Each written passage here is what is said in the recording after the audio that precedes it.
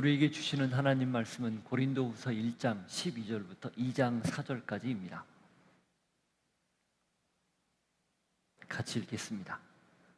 우리가 세상에서 특별히 너희에 대하여 하나님의 거룩함과 진실함으로 행하되 육체의 지혜로 하지 아니하고 하나님의 은혜로 행함은 우리 양심이 증언하는 바니 이것이 우리의 자랑이라.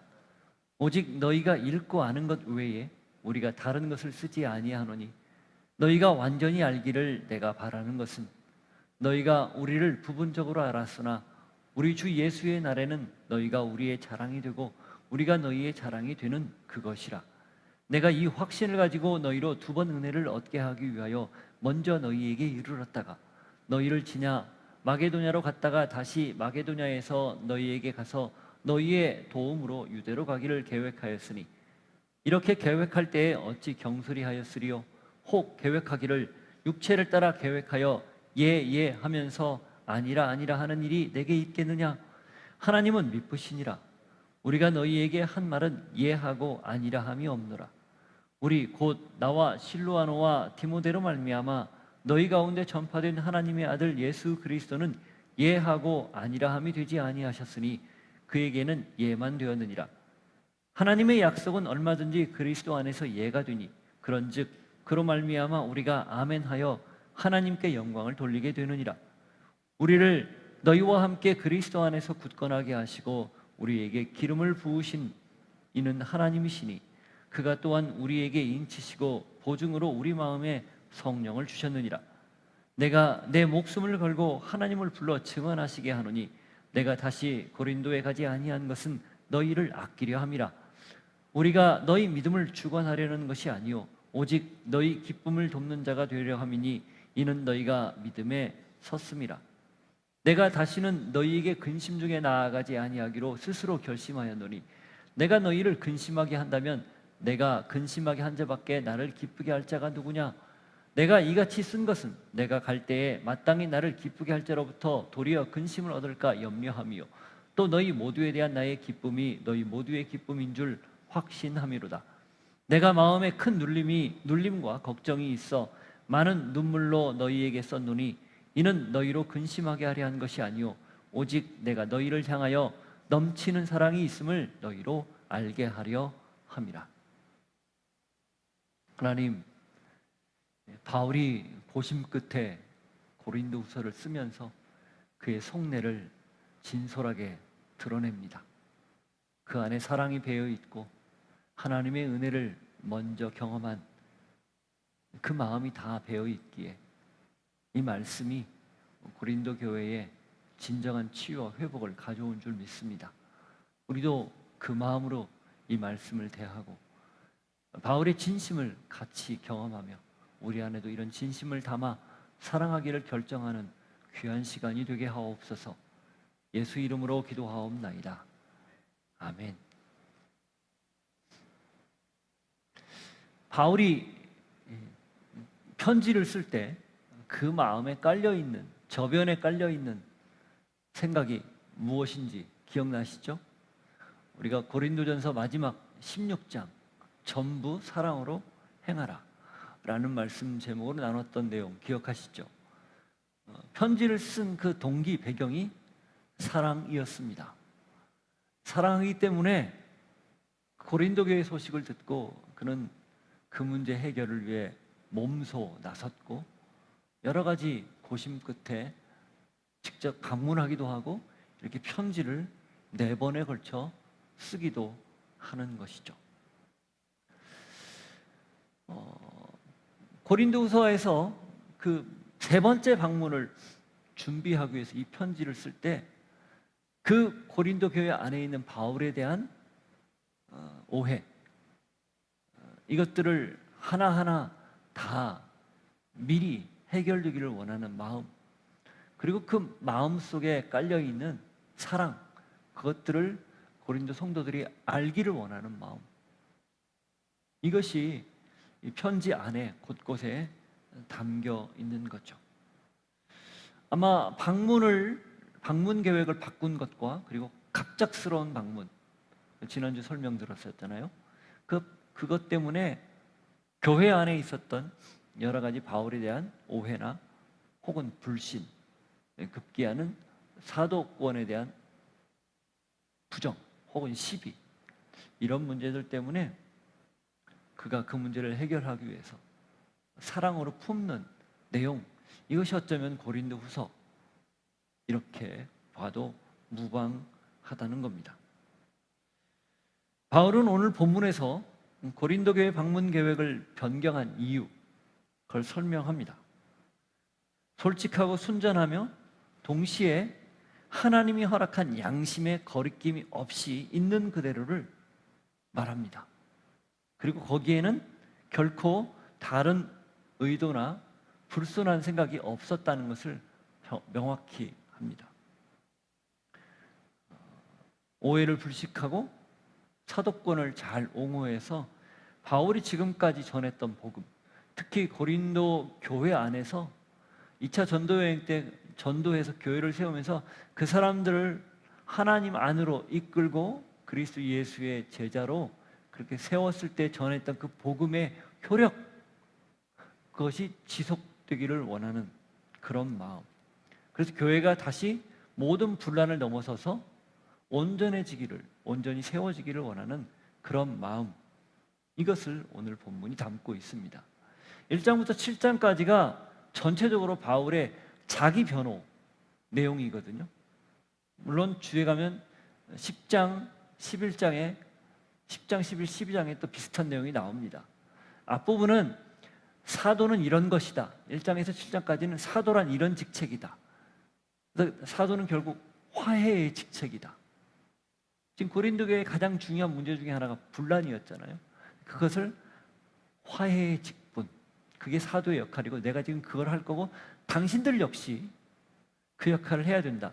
이런 내용을 이야기하는데 그에 앞서 먼저 오해를 불식하는 그런 작업을 하고 있는 겁니다. 자, 그럼 한번 볼까요? 먼저 12절, 바울이 이렇게 말합니다.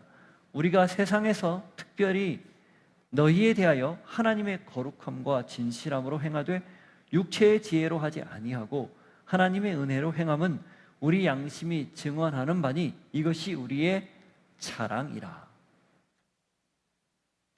거룩함 그리고 진실함이라고 표현되어 있죠. 다른 원문이나 또 전체적인 느낌으로 보면 이 거룩함은 솔직함이라고 이렇게 이해하면 됩니다. 솔직하다. 그리고 진실함은 순전하다. 무언가 다른 의도가 없이 그냥 순수하게, 그런 뜻으로 번역할 수 있습니다. 게다가 육체의 지혜로 아니하고 하나님의 은혜로 했다라는 것은 바울이 교회를 섬길 때 어떤 대가나 혹은 어떤 유익을 바라지 않고 순수하게 그렇게 교회를 섬겼다, 하나님이 주신 대로 흘려보냈다, 그런 뜻입니다. 그걸 양심을 걸고 아주 자랑스럽게 말할 수 있다는 겁니다. 그러니까 지금 바울에 대한 오해, 약속을 마음대로 바꾼다, 그리고 즉흥적이다, 갑자기 두 번째 방문했을 때예요. 그리고 예루살렘 교회를 위해서 모금 활동을 하는데 그게 개인의 유익을 위한 가장한, 그러니까 모금 활동을 가장한 착복, 그래서 부도덕하다, 그런 오해. 그런 사람이 무슨 사도냐, 급기야는 사도권에 대한 오해까지 지금 고린도 교회 성도들 중에 다는 아니겠지만 그렇게 퍼져 있는 상황에서 그가 이렇게 자기 자신을 분명하게 설명을 하는 거예요. 이 편지를 쓸 때 그래서 있는 그대로 사실만을 썼고, 그게 지금 비록 완전하게 불식이 되지 않아도 머지않아 곧 해소될 것이다, 그런 마음을 담고 있는 거예요. 그게 13절, 14절입니다.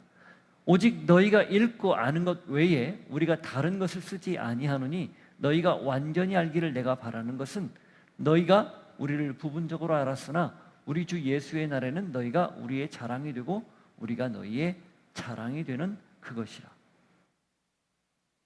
너희가 아는 것, 읽고 아는 것 외에 다른 걸 쓰지 않기로 했다. 익히 내가 그곳에서 사역할 때 나를 경험했던 그 사실, 그리고 그때 가르쳤던 것, 그거 외에 다른 거 내가 과장하지 않겠다. 설령 지금 에베소에서 수많은 일들이 있었잖아요. 그 일조차도 말하지 않겠다. 쉽게 말하면 그런 거예요. 있는 그대로만 너희하고 관계된 얘기만 하겠다.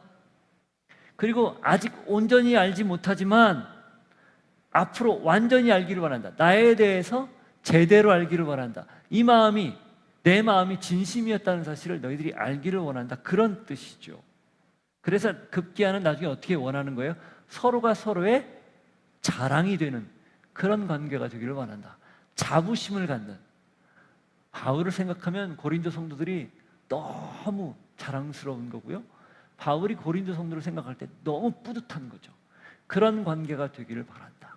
지금 우리 안에 있는 이런 모든 오해가 다 사라져서 서로 긍지를 갖는 그런 관계가 되기를 원한다. 이렇게 운을 떼는 거예요. 고린도 성도들은 바울에게 다소 적대적이었는데 바울은 전혀 그런 모습을 보이지 않고 오히려 더 친근감 있게, 더 우호적으로 지금 글을 쓰고 있는 겁니다.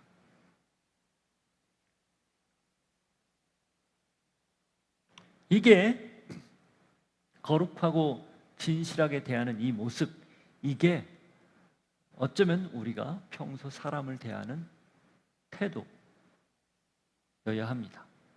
혹은 사역의 현장이나 우리의 일터에서 거기에 임하는 자세여야 합니다. 관계도 일도 사람을 의식하지 않고 오직 하나님 앞에서 순전하고 그리고 솔직하게 그렇게 대하는 것, 또 일을 하는 것, 이게 너무너무 필요하다라는 거죠. 만일에 자꾸 사람을 의식하거나 이 사람과의 관계에서 내가 잘 보이거나 무언가 우위를 점하려고, 안 좋은 의도죠. 이런 생각을 가지고 사람이든 일이든 관계를 맺고 하면은 사실 기준이 없어지기 때문에 그 사람의 눈이나 평가 혹은 그 일의 어떤 성과, 여기에 자꾸 흔들립니다. 그렇지 않겠어요? 이도저도 아닌 경우들이 계속 발생하는 거죠. 그렇지만 오직 하나님 앞에서 바울이 지금 보였던 태도처럼 순전하고 그리고 솔직하게 양심의 거리낌이 없이 그렇게 살 수 있다면 사실 거리낄 게 없죠. 거칠 것도 없죠. 눈치 볼 것도 없죠. 그렇다고 너무 눈치도 안 보고 그냥 나는 내 길만 가리라, 주변에서는 죽든 말든 상관없이 그렇게 살라는 뜻이 아니에요. 사실은 하나님 앞에 정말 제대로 살면 사람의 상태나 상황도 보입니다. 거기에 맞춰서 그 사람에게 충분히 그 사람의 상황을 이해할 수 있는 공감대가 형성돼서 그렇게 사는 거죠. 그래서 우리의 기준은 언제나 바울처럼 하나님이어야 합니다. 하나님 앞에서 어떻게 살지 그걸 늘 고민해야 돼요. 당장 해결 안 될 수 있습니다. 당장 그 문제가 더 어쩌면 악화될 수도 있어요. 그러나 하나님 앞에서 순전한 마음을 가지고 우리가 살 수만 있다면 결국은 그 관계는 풀릴 겁니다. 그 일도 잘 해결될 거예요. 일관된 모습을 보이는 거죠. 성경의 기준에 따라서. 갈라디아서 1장 10절에 보면 이런 표현이 나와요. 갈라디아서 1장 10절. 이제 내가 사람들에게 좋게 하랴 하나님께 좋게 하랴 사람들에게 기쁨을 구하랴 내가 지금까지 사람들의 기쁨을 구하였다면 그리스도의 종이 아니니라. 이 갈라디아 교회가 다른 복음을 전할 때 바울이 그 다른 복음을 전하는 자들에 대해서 아주 심각하게 꾸짖는 그런 내용이 그 앞에까지 내용이거든요. 6절부터 9절까지가 그런 내용이에요. 그러면서 하는 말이에요. 내가 사람들의 눈치를 보면서 다른 복음을 전하는 사람들, 아유 뭐 그럴 수도 있지 라고 대충 타협하지 않겠다는 거예요. 명확히 할 얘기는 하겠다는 거예요. 그게 사람들을 좋게 하지 않고 하나님을 기쁘게 하는 일이다 라는 삶의 태도라는 거죠. 이게 비단 그 복음에 관한 문제뿐 아니라 우리가 하나님 앞에서 관계를 맺을 때 어떤 태도를 갖느냐에 관한 굉장히 중요한 지침이에요. 누구를 기쁘게 할 것인가? 내가 일하는 동기는 하나님을 기쁘게 하는 건가? 아니면 나 자신 혹은 다른 사람을 기쁘게 하려는 건가? 그걸 물어보라는 거예요. 하나님을 기쁘게 하면요, 다른 사람도 얼마든지 기쁘게 할 수 있습니다. 그 사람의 비율을 맞춰서 그 사람 뜻대로 아부하라는 게 아니에요. 하나님의 뜻에 따라 정확하게 살면 반드시 사람들의 마음도 얻게 됩니다. 그 원리를 알라 하는 거예요. 그걸 잊지 말라는 거죠. 그러니 어떻게 하라는 거예요? 시편 37편 7절 8절을 보십시오. 그렇게 하나님을 기쁘게 할 때 이런 태도를 취하면서 하라 말합니다. 시편 37편 7절 8절. 여호와 앞에 잠잠하고 참고 기다리라. 자기 길이 형통하며 악한 꾀를 이루는 자 때문에 불평하지 말지어다. 분을 그치고 노를 버리며 불평하지 말라. 오히려 악을 만들 뿐이라. 잠잠하고 참고 기다리며 하나님의 때를, 주님의 때에 당신의 뜻이 이루어지기를 소망하라. 그런 뜻이에요. 하나님을 기쁘게 할 때 때로는 사람들을 기쁘게 하는 것과 전혀 정반대의 모습들이 드러날 때가 있는데, 그때 어떻게 할 것인가? 참고 기다려라. 불평하지 마라. 오히려 그럴수록 하나님 앞에 온전히 기도하는 모습을 취하라. 거기에서 하나님의 응답이, 해답이 주어진다. 그런 거예요. 그러니 우리가 해야 할 일은 뭡니까? 하나님을 기쁘게 하기를 결정하고 그때가, 그 일이 이루어지기를 참고 기다리며 인내하고 기도하는 거예요. 그러나 제가 느헤미야서 말씀드릴 때 나눴죠. 기도하기에 지극히 현실적입니다. 기도하면 현실의 문제를 어떻게 풀어나갈지 다 보여요. 기도하지 않기 때문에 좌충우돌 하는 거거든요. 그래서 하나님께 내어 맡기는 것, 신실하게 그분을 기쁘게 해드리기를 결정하는 그 태도, 그 결단, 이게 지금 가장 중요하다는 거죠. 바울이 그랬다면 우리 역시 그럴 수 있다는 것을 기억하고, 그런 걸 오늘 예배에서 하나님 앞에 여러분들이 마음으로 다짐할 수 있기를 바랍니다. 자, 솔직하고 순전하게 양심이 거리낌 없이 행했다는 걸 밝혔죠. 그게 바울의 진심이었고 태도였다는 것을 이미 얘기했어요. 자, 그러니 이제 어떻게 합니까? 여행 계획을 변경한 충분한 이유가 있다는 걸 밝히면서 고린도 성도들이 생각하는 것처럼 경솔해서 즉흥적으로 바꾼 게 아니다라고 이야기를 합니다. 15절, 16절. 내가 이 확신을 가지고 너희로 2번 은혜를 얻게 하기 위하여 먼저 너희에게 이르렀다가 너희를 지나 마게도냐로 갔다가 다시 마게도냐에서 너희에게 가서 너희의 도움으로 유대로 가기를 계획하였으니. 이게 고린도 전전서에서 방문 계획, 제가 설명드렸죠. 에베소를 떠나서 마게도냐, 고린도, 마게도냐, 다시 고린도, 거기에서 배 타고, 고린도에서 좀 인접한 곳에 항구가 있거든요. 배 타고 수리아, 곧 팔레스틴으로 넘어가는 그 계획을 얘기했다가 그걸 고린도 전서 16장, 지난 봤던 16장 5절부터 나오는 내용이죠. 거기 보면 제가 한번 읽어드릴게요. 내가 마게도냐를 지날 터이니 마게도냐를 지난 후에 너희에게 가서 혹 너희와 함께 머물며 겨울을 지낼 듯도 하니 이는 너희가 나를 내가 갈 곳으로 보내어 주게 하려 함이라. 계획을 조금 바꾼 거예요. 그냥 에베소에서 마게도냐, 고린도, 그리고 예루살렘으로. 그런데 그렇게 바꾼 이유가 고린도에 조금 더 머물기 위해서라는 거였죠. 왜?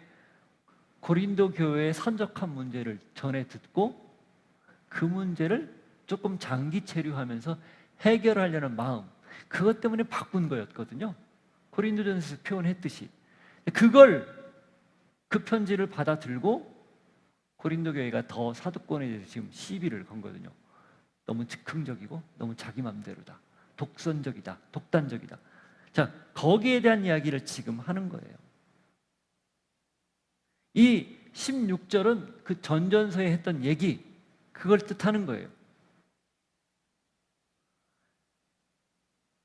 이 순서를 조금 바꾼 게 무슨 문제가 되겠느냐, 이렇게 생각할지 몰라요. 그럴 수 있잖아요. 여행계획 바꿀 수 있잖아요.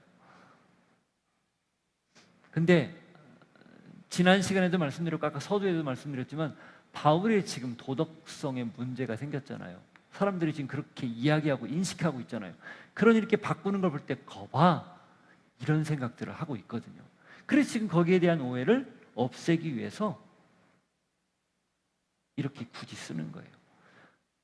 도덕성, 삶의 도덕성이 흔들리면 영적 번위도 흔들리지 않겠습니까? 그걸 막기 위해서 이렇게 하는 거죠. 또 있습니다. 17절이에요. 볼까요? 이렇게 계획할 때에 어찌 경솔히 하였으리요? 혹 계획하기를 육체를 따라 계획하여 예하면서 아니라 하는 일이 내게 있겠느냐? 이 17절은 두 번째 방문과 관련된 일이라고 봅니다. 급작스럽게 배편으로 방문했다고 지난 시간에 말씀드렸잖아요. 그런데 가서 더 큰 반대에 부딪혀서 아무런 성과도 못 이루고 급하게 다시 에베소로 돌아갔어야 했고, 돌아가서 다시 쓴 편지, 그게 세 번째 눈물의 편지였다라고 말씀드렸죠. 자, 그 내용을 언급하는 거예요. 그러면서 여기 17절 보면 예하면서 아니라 하는 일, 이게 무슨 뜻인가? 이걸 여러분 세 번역으로 읽으면 조금 더 의미가 명확해요. 제가 읽어드릴게요. 17절 세 번역. 내가 이런 계획을 세운 것이 변덕스러운 일이었겠습니까? 그러니까 갑작스럽게 방문을 했다든지 아니면 이렇게 계획을 바꾼 게 변덕스러운 일이겠습니까? 이런 표현이에요. 또는 내가 육신의 생각으로 계획을 세우기를 아니오 하려는 속셈이면서도 속으로는 아닌데 이러면서도 하고 계획을 세우는 것이겠습니까? 겉으로는 그래요 하고 계획을 세운 것이겠느냐, 그런 뜻이에요. 무슨 의미인지 알겠어요? 속으로는 가고 싶지 않은데 겉으로는 간다. 그러니까 얼굴에 너무 다 쓰여 있는 거예요. 두 번째 방문 때 그런 마음으로 왔으니 조금 불편한 얘기를 하고 반대에 부딪혔을 때 그렇게 획 하고 돌아가 버렸지, 이런 얘기가 지금 돌고 있었다, 그 말입니다. 오고 싶지 않았는데 그렇게 와놓고 그걸 굳이 다 표현하고 그렇게 돌아가 버렸으니 아이고 바울을 어떻게 한다냐, 이런 말이 지금 돈 거라, 이런 뜻이에요. 지금 바울이 그걸까지 다 알고 명확하게 해명을 하는 겁니다. 이 표리부동, 겉과 속이 다른, 그 예나 지금이나 뭐 다르지 않습니다. 위선은 바로 이 표리부동에서 나오지 않습니까? 근데 아마 고린도 성도들이 이러지 않았을까 싶어요. 자기들이 그랬으니까 의뢰껏 바울도 그랬겠거니, 그런 생각하지 않았을까.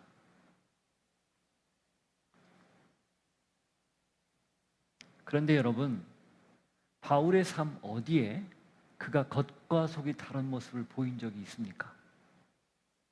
성경은요, 의외로 굉장히 적나라하게 책을 씁니다.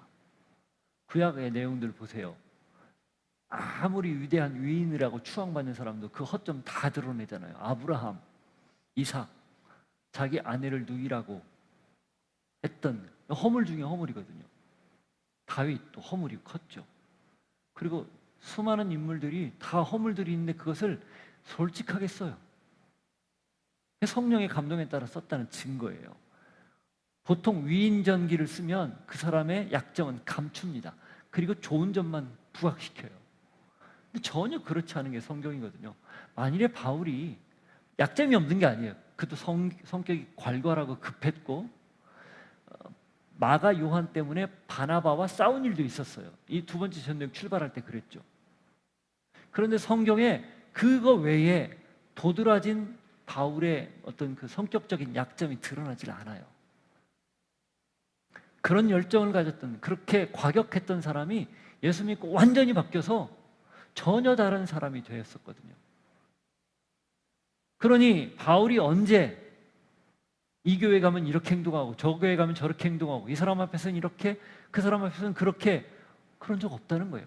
언제나 여기 12절부터 밝힌 것처럼 순전하고 진실되게 솔직하게 하나님 앞에서 양심의 거리낌이 없이 있는 그대로 하나님을 기쁘게 하시려는 일관된 태도로 그렇게 살았다는 거죠. 그러니 속으로 노노 하면서 겉으로만 예예 한 적 없다는 거예요.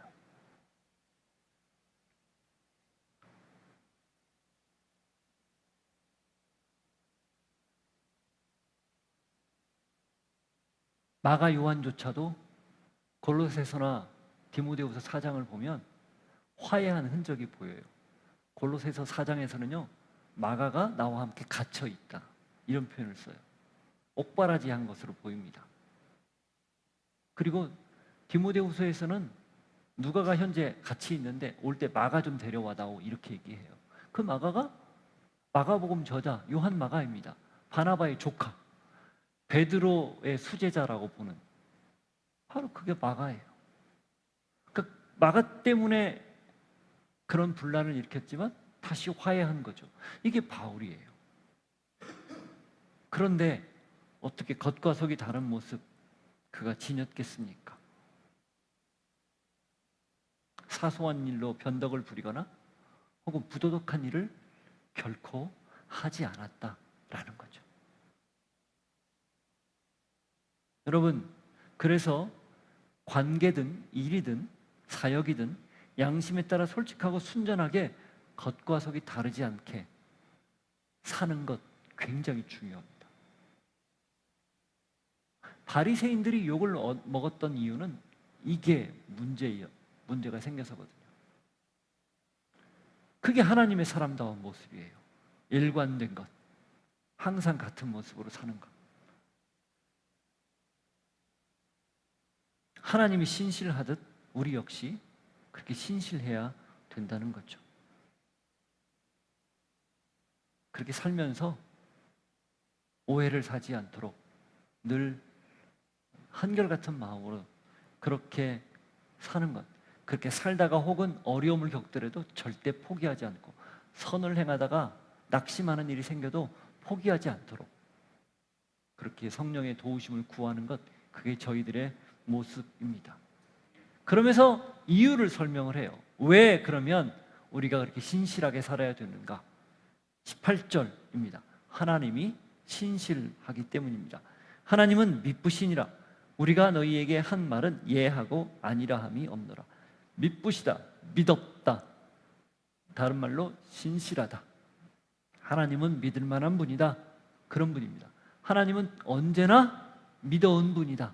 그러니 그 하나님처럼 겉으로는 예하면서 속으로는 아니오라고 말하지 않는다. 항상 예는 예, 아니오는 아니오, 분명히 말한다, 그런 뜻이에요. 그리스도 예수도 그렇다는 거죠. 19절, 우리 곧 나와 실로아노와 디모데로 말미암아 너희 가운데 전파된 하나님의 아들 예수 그리스도는 예하고 아니라함이 되지 아니하셨으니 그에게는 예만 되었느니라. 예수님 역시 한결같은 모습으로 그렇게 존재하고 살아왔다는 거예요. 그러면서 여기에서 예수님의 예는 조금 더 신학적으로 설명을 해요. 무슨 말이냐? 좀 거기에 해석을, 의미를 부여한 거예요. 그 예수님의 예는 지금 하나님은 신실하기 때문에 겉과 속이 항상 같으신 분이다, 요 말에서 갑자기 19절은 그리스도도 동일하게 겉과 속이 같은 분인데 그분 안에서는 예만 있다라는 표현을 썼어요. 이게 조금 뉘앙스가 달라요. 모든 부정이,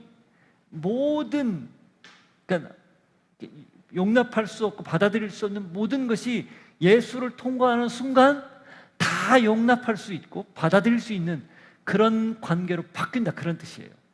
그러니까 우리가 예수가 없으면 구원도 없고 생명도 없고 멸망의 길밖에 없는데, 예수를 통과하는 순간 그게 순간 바뀌어서 생명으로 바뀌고 구원으로 바뀌고 영생으로 바뀐다, 그런 의미가 여기에 담겨 있습니다. 바울이 절묘하게 하나님의 신실하심을 이야기하면서 예수님을 거기에 쓱 이야기하고 그 예수님의 사역의 성격까지 말씀을 하는 거예요. 이게 무슨 뜻일까요? 그리스도 예수 안에서 교회란 바로 그런 것이다라는 거예요. 겉과 속이 다르지 않은 것이 교회고, 모든 부정적인 것, 모든 하나님이 아닌 다른 것들이 들어오는 순간 그리스도 예수를 딱 예수와 접속하면 바뀐다는 거예요. 그런 의미를 담고 있습니다. 그래서 20절, 22절까지 이렇게 표현하는 거예요. 하나님의 약속은 얼마든지 그리스도 안에서 예가 되니 그런즉 그로 말미암아 우리가 아멘하여 하나님께 영광을 돌리게 되느니라. 여기 먼저 보시죠. 자, 그러기 때문에 하나님의 약속은 얼마든지 예수 안에서 예가 된다. 예에서 그 다음 뭐라고 표현합니까? 아멘으로 바꿉니다. 아멘은 구약에서 쓰는 용어인데 그 신약에서도 예, 그래요, 맞아요, 그렇군요라고 적극적으로 긍정하는, 받아들이는 그런 표현이거든요. 그렇게까지 지금 설명을 하는 거예요. 제가 아까 설명했던 내용 여기 다 지금 담겨 있는 겁니다. 그리고 그걸 성부 하나님과 성령 하나님이 이끄시고 역사한다 표현하는 거죠. 21절, 우리를 너희와 함께 그리스도 안에서 굳건하게 하시고 우리에게 기름을 부으신 이는 하나님이시니 그가 또한 우리에게 인치시고 보증으로 우리 마음에 성령을 주셨느니라. 하나님이 그렇게 섭리하고 성령이 그렇게 할 수 있도록 역사했다. 그래서 우리의 구원, 모든 노가 예스가 될 수 있도록 그리스도 안에서 그렇게 하신 이 모든 건 삼위 하나님의 놀라운 섭리 아래 주어진 것이다. 그러니 이중적인 생각, 표리부동한 생각, 태도, 우리 안에서는 무의미하다. 더는 그런 모습을 지닐 수 없다. 그런 존재로 바뀌었다. 사실은 그런 뜻이에요. 그런데도 여전히 우리는 그런 겉과 속이 다른 모습을 띠죠. 그게 사실 우리의 죄인의 한계예요. 그래서 다시 그리스도 예수만을 의지해야 된다라는 거죠. 바울의 요점은 이렇게 하나님이 신실하듯 나도, 우리 일행도 그렇게 신실하다, 그런 뜻입니다.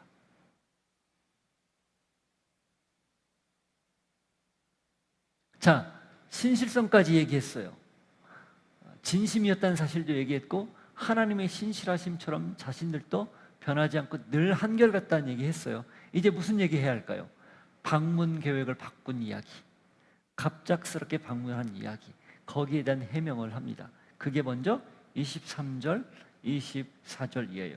내가 내 목숨을 걸고 하나님을 불러 증언하시게 하노니 내가 다시 고린도에 가지 아니한 것은 너희를 아끼려 함이라.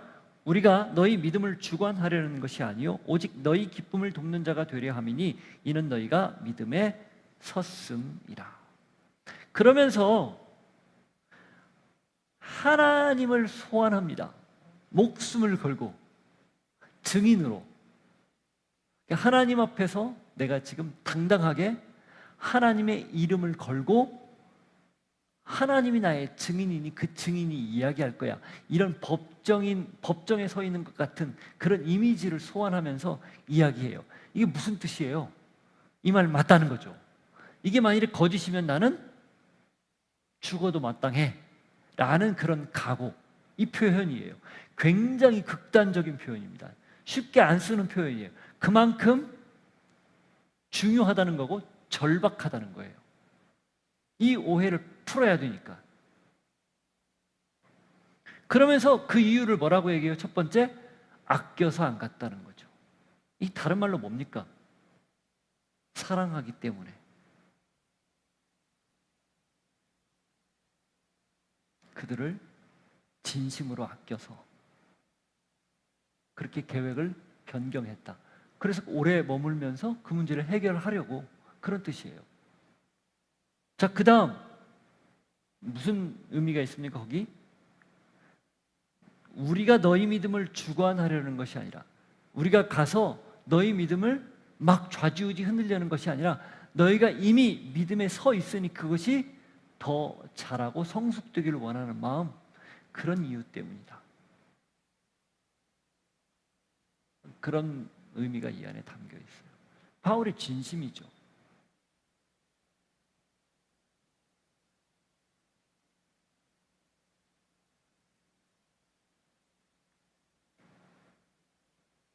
붙잡아야 할 때와 때로는 놔둬야 할 때를 잘 판단하는 겁니다. 그리고 재방문을 연기한 것, 지금 근심의 방문, 두 번째 방문이 있었고 지금 아직 세 번째 방문 전이잖아요. 이 고린도서를 쓰는 게. 그걸 잠깐 연기하는 것도 이런 이유다라고 설명을 하는 게 1절부터 3절이에요. 내가 다시는 너희에게 근심 중에 나아가지 아니하기로 스스로 결심하였느니, 내가 너희를 근심하게 한다면 내가 근심하게 한 자밖에 나를 기쁘게 할 자가 누구냐? 내가 이같이 쓴 것은 내가 갈 때에 마땅히 나를 기쁘게 할 자로부터 도리어 근심을 얻을까 염려하며, 또 너희 모두에 대한 나의 기쁨이 너희 모두의 기쁨인 줄 확신함이로다.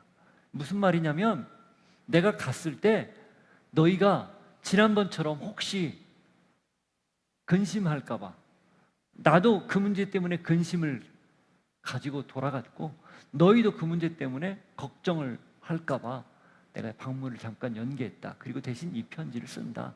그런 뜻이에요. 사전 조율을 하는 편지를 지금 쓰는 거죠. 마음의 준비를 하고 이 편지를 통해서 그들이 온전히 잘못된 것으로부터 벗어나서 제대로 되기를 원하는 그런 마음, 이걸 정확히 설명하는 겁니다. 때로는 이럴 때가 있습니다. 이 문제를 내가 직접 해결해야 되겠다라는 그런 강한 도전이 있죠. 어쩌면 바울의 두 번째 근심의 방문이 그런 생각 때문에 급하게 방문했을지도 몰라요. 그런데 가서 도리어 더 큰 반대에 부딪혀 급하게 피해야만 되는 그런 상황을 바울이 직접 경험하지 않았습니까? 그래서 아마 이런 얘기를 하는 것 같습니다. 이게 뭐예요? 하나님의 개입을 기다리는 겁니다. 그가 그러면 에베소에 돌아가서 그냥 이 문제를 놓고 그냥 수수방관했을까요? 아니라고 봐요. 그러니 눈물의 편지도 썼고 이 편지도 쓰는 거예요. 기도하면서 어떻게 하든 그 문제를 해결하려고 애를 썼다라는 것을 알 수 있죠. 핵심은 하나님이 일하시는 거지 내가 일하는 게 아니라는 겁니다. 내가 내 문제를 내가 해결하려고 막 급하게 서두르는 것, 이게 굉장히 위험할 수 있다는 거예요. 때로는 더 많은 문제거리를 만들 수 있다는 거예요. 바울도 어쩌면 시행착오를 통해서 배운 겁니다. 그렇게 차분하게 마게도냐에서 이 편지를 쓰고 있는 거예요. 들어가기 전에. 어때요? 느헤미야가 생각나지 않습니까? 느헤미야를 아침 예배 때 우리가 지금 읽고 있는데 기도로 시작했어요. 계속 소식을 들을 때도, 왕이 뭘 물어볼 때도, 대적이 방해를 할 때도, 급기야 위협을 할 때도, 아주 피부로 와닿는 그런 위협 앞에서도 그가 제일 먼저 하는 게 기도였어요. 그러나 그때 그는 늘 현실적 대안들이 있었습니다. 어쩌면 바울도 지금 그런 모습을 취하는 게 아닌가 생각이 드는 거죠. 하나님이 개입할 수 있도록, 그래서 때로는 내려놓고 하나님께 대신 올려드리면서 기도하는 것, 그리고 기도하면서 실질적으로 어떻게 이 문제를 풀어나가야 될지 지혜를 구하는 것, 이게 키포인트입니다. 기억하십시오. 바울이 느헤미야가 그럴 수 있었듯이 우리 역시 그럴 수 있다는 걸 꼭 알고 그렇게 살 수 있기를 바랍니다. 자, 끝으로 이 눈물의 편지, 세 번째 편지를 쓰게 된 경위를 설명합니다. 4절. 내가 마음에 큰 눌림과 걱정이 있어 많은 눈물로 너희에게 썼노니 이는 너희로 근심하게 하려 한 것이 아니요 오직 내가 너희를 향하여 넘치는 사랑이 있음을 너희로 알게 하려 함이라. 그렇게 해서 세 번째 편지, 이 고린도 후서 쓰기 직전에 보낸 편지죠. 에베소에서 보낸 편지, 그 편지를 쓴 이유 딱 하나라는 거예요. 고린도 전전서와 전서와 그 편지를 쓴 이유는 딱 하나, 넘치는 사랑이 있다는 것을 알게 하기 위해서. 그 문제를 해결하기 위해서 길게 썼던 고린도 전서, 그 편지의 바탕에도 사랑이 있었고, 고린도 이 후서와 전서 사이에 있는 눈물의 편지도 마찬가지고, 그리고 지금 이걸 쓰는 이 시간에도 같은 마음이다, 그런 말입니다. 결과적으로는 이 고린도 후서까지 받아든 성도들이 마음문을 열고 바울을 맞아들이죠. 그래서 겨울을 거기서 보내는 거예요. 거기서 그래서 뭘 썼다고요? 기독교 역사의 가장 걸작, 로마서. 평온 한가운데 그가 지금껏 전했던 복음의 정수, 가장 엑기스를 로마에 보내는 편지로 썼던 거예요. 그래서 저는 로마서의 배경에 고린도 전서와 후서가 있는 게 얼마나 감사한지 몰라요. 그 강력한 도전, 강력한 내외 안팎으로 있었던 어려움, 그걸 잘 극복하고 나서 그 하나님 부어주신 사랑, 은혜, 지혜, 이것들을 온전히 담아서 아주 심도 있게 체계적으로 복음을 그렇게 써내려가는 거예요. 복음만 쓴 게 아니라 실질적인 삶의 구체적인 적용점까지도 12장부터 16장까지 그렇게 구체적으로 쓴 거예요. 로마서만큼 탁월한 책이 없습니다. 물론 다른 책도 다 탁월하지만, 그게 저는 고린도 교회가 준 선물이라고 생각합니다. 역설이죠? 그 문제 많고 탈 많았던 교회가 그걸 다 극복하고 나니 거기서 딱 하고 결과물 하나를 싹 배출했는데 로마서예요. 얼마나 아름다워요.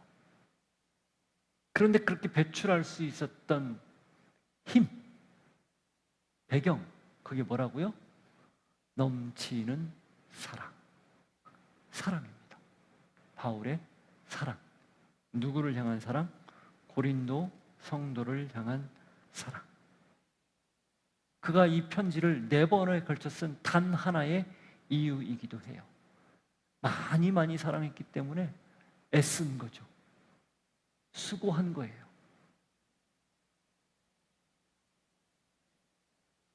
사랑만이 답이라는 겁니다. 사랑이면 충분합니다. 사랑이 사람을 바꿉니다. 아픔과 갈등, 문제를 덮고 싸매고 해결합니다. 사랑이 전부입니다. 기도하겠습니다. 예, 주님,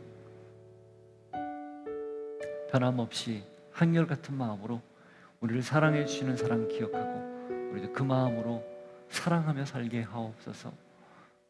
주를 사랑하는 마음을 담아 물질도 시간도 마음도 우리 인생도 구별하여 드리오니 받으시고 마음껏 흠양하여 주옵소서.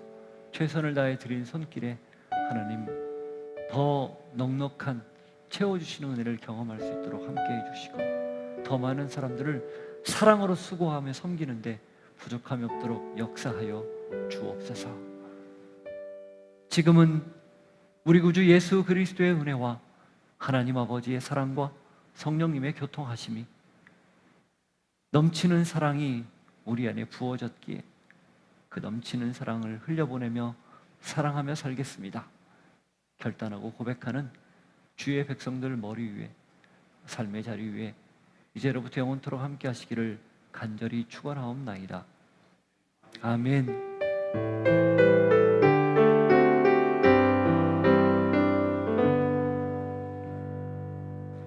아멘.